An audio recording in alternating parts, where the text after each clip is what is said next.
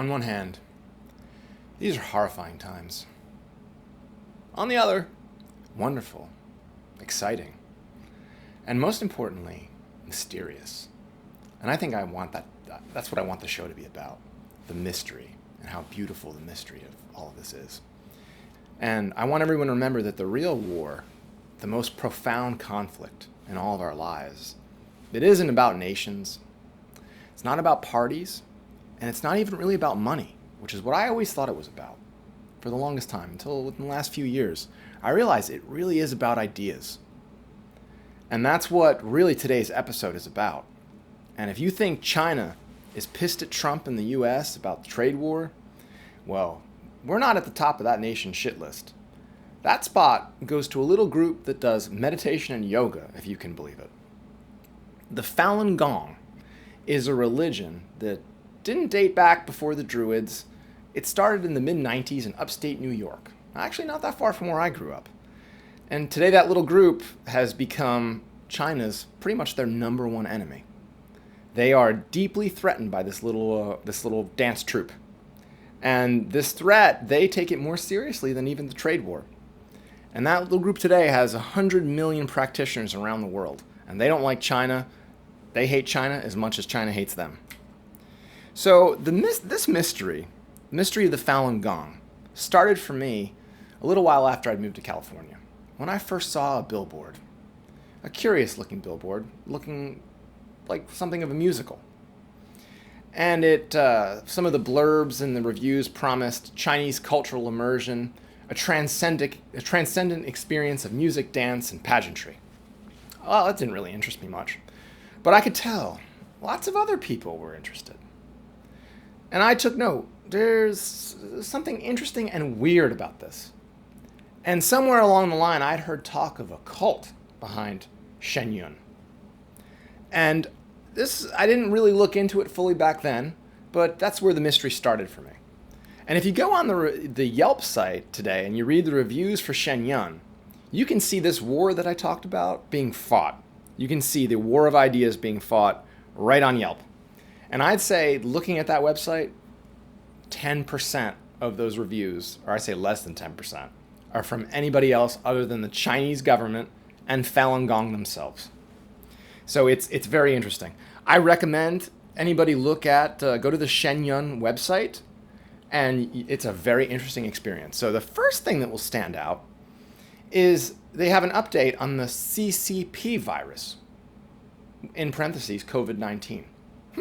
CCP, Chinese Communist Party virus. That's how they identify COVID-19. All right. So I think there's definitely something there. There's an opinion of theirs there. Oh boy, do they hate the Chinese government. And they actually love Trump. I'll go into that a little bit more later, but they have a very diverse set of philosophies. The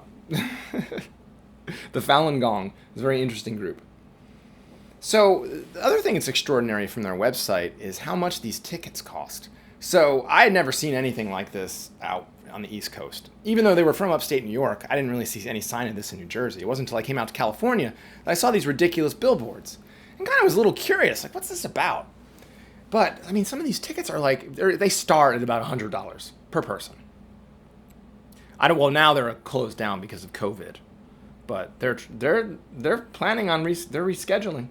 So they're not counting it out. And the Falun Gong, that's how they make most of their money from Shen Yun, this musical that I've never seen.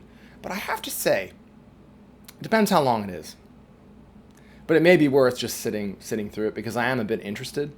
And you really can't gain any kind of actual insight from the reviews because the reviews are just very strange. Go to the Yelp website. I may read some of them at the end. The Falun Gong, what they believe, if you go to the Wikipedia webpage, it really doesn't say a whole hell of a lot. They practice something called the Dharma wheel.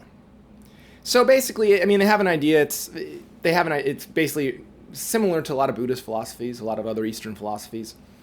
You know, the reincarnation, karma, things like that. They share that in common with a lot of the other Eastern religions. Some of the other things that they're a little bit different, they're a little bit more physical, and they like to do a sort of a Tai Chi style movement as part of, and meditation as part of their religious practice. So they don't really have a priest per se. It's more of a solitary and like a small group kind of religion. So they don't.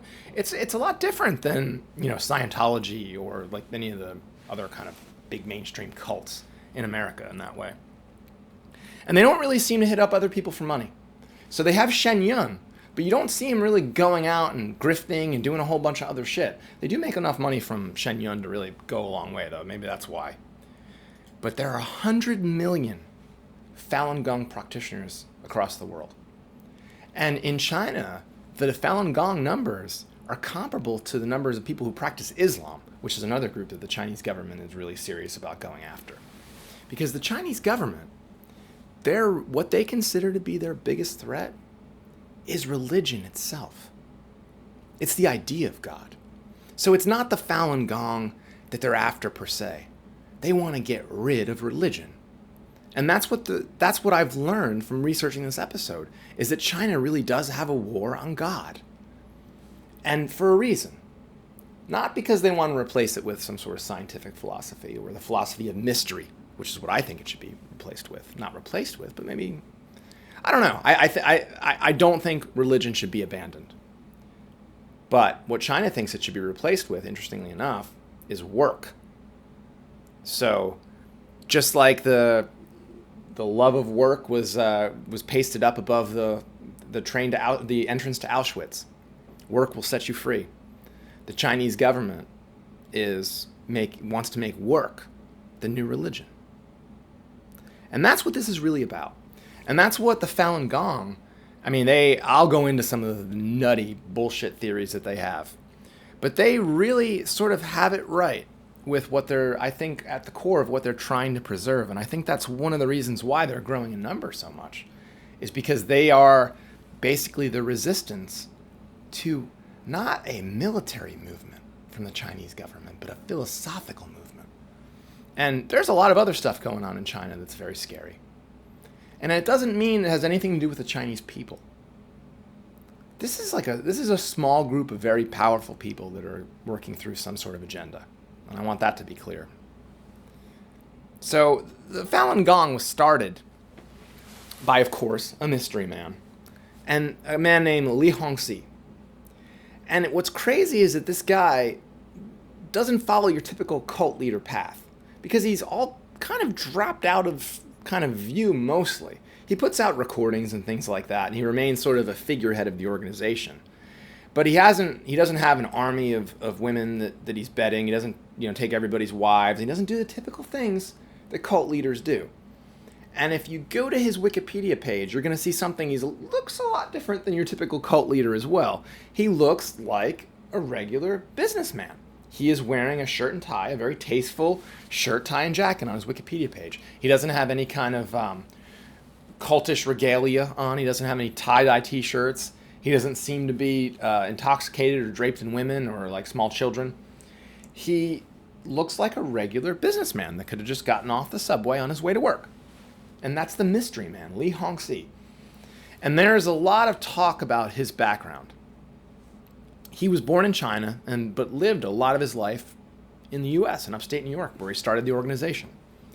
And he is definitely a staunch anti-China figure. And what's interesting, very pro-Donald Trump.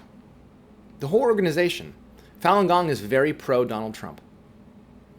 And they run a newspaper that I'd been aware of, but I didn't know, I hadn't connected with them. And it's called the Epoch Times, the Epoch Times. And this is a big newspaper. You could tell, I always knew it was a little bit, there's something crackpotty about it. But this is actually put out by the Falun Gong, and they deny it in some instances, but it's very clear. I don't think there's any actual argument that they put it out. And they officially back Donald Trump. They back QAnon. Anti-vaccination programs. Kind of a lot of kind of typical kind of, they're into the Alex Jonesy shit at the Epoch Times. But some of the things they say are not incorrect. So, but what's interesting is just what a big newspaper this is. So it's hard to be clear on how much money they're actually making from this. But this is translated into numerous languages. And it really is, it's sort of their platform that they use to speak to the world. So there's like as much of the actual news that's in there. If you go through it, there's a lot of Falun Gong stuff. And one of the this is where it gets kind of scary. The Falun Gong claim that they are being slaughtered by the millions by the Chinese government and having their organs harvested. Many of them claim that it happens while their people are alive. So the Chinese government is coming around and picking up Falun Gong members and cutting out their organs while they're alive and just letting them die of shock. And there are not a few people making that claim. And there is considerable evidence online to back it up. And I open an argument online. If anybody has any evidence for or against that, I'd be welcome to hear it. From what I'm reading, it seems like there is some evidence there, which is pretty scary. And also, if you look at the organ market, which I don't recommend anybody Googling and looking into, you can see that there's definitely a very different market in China than there is in the Western world. So I remember I saw some figure online where a kidney might cost you $60,000 on the black market in the US and about $800 in China. So there are more people there, true, but I don't think that accounts for that difference in cost. And the Falun Gong, they have some very beautiful ideas. I think the thing that I agree with them, their core philosophy is the beauty of life and that you should try to positively impact the world around you. I think some of their ideas that, in addition to that, aren't so good. For instance, for some odd reason, they're anti-gay. And they're pretty racist, too. So they think that there are separate heavens for the races and that the gayness is an abomination. And I don't get it. Again, I just don't get it. So they have the Falun Gong, they have some good, the bad, and they have a whole lot of dumb. But they have a lot of very horrifying claims that can be, and I've seen some of these things on YouTube sort of pop up, but I really don't try to watch this stuff, especially lately, because it scares the shit out of me.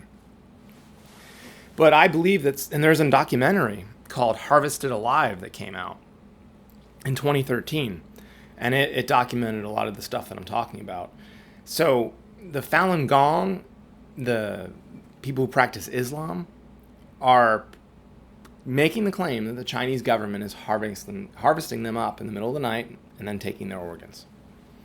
And there's a lot of evidence to back this up. And they're selling these organs around the world, even to wealthy people in the US on the black market, which, man, the world is crazy. And as Billy Corgan would say, the world is a vampire. So I have not seen Shen Yun. I am somewhat interested in going at this point. I have to say, I don't know about sitting down through a whole musical. I've done it a couple times. I've seen some Broadway musicals, and I have to say that it's just, I understand the appreciation for it, but it's just not for me.